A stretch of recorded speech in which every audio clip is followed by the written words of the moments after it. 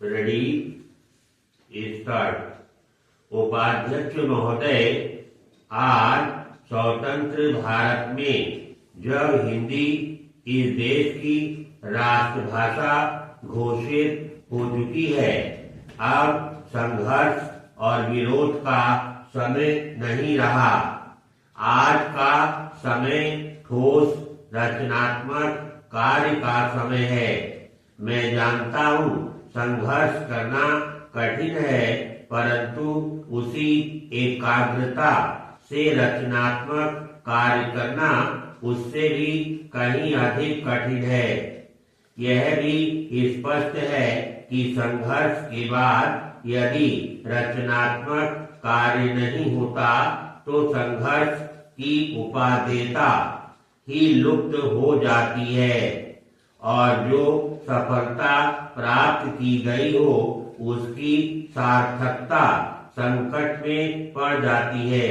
इसीलिए रचनात्मक कार्य के समय को वास्तविक परीक्षा का समय माना जाता है, जिसमें उन सभी सिद्धांतों, उद्देश्यों और आदर्शों की पूरी परख होती है, जिनका सहारा लेकर संघर्ष को जीवित रखा गया हो। हिंदी के हितैषियों और साहित्य सेवियों के लिए अब यही समय है। मैं कह सकता हूँ कि शायद पहले कभी उन पर इतना गंभीर दायित्व नहीं आया था जितना कि अब हिंदी के राष्ट्रभाषा बनने से आया है।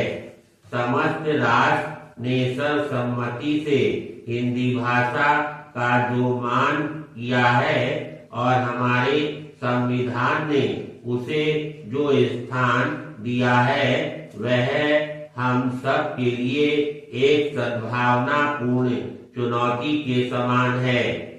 यह निर्णय एक प्रकार से सभी हिंदी भाषियों और साहित्यिकों में विश्वास के प्रस्ताव के समान है। इस आदर को हम कैसे निभाएं जिससे विभिन्न प्रादेशिक भाषाओं के बोलने वाले प्रतिनिधियों द्वारा किए गए उक्त निर्णय के औचित्य को सिद्ध कर सकें।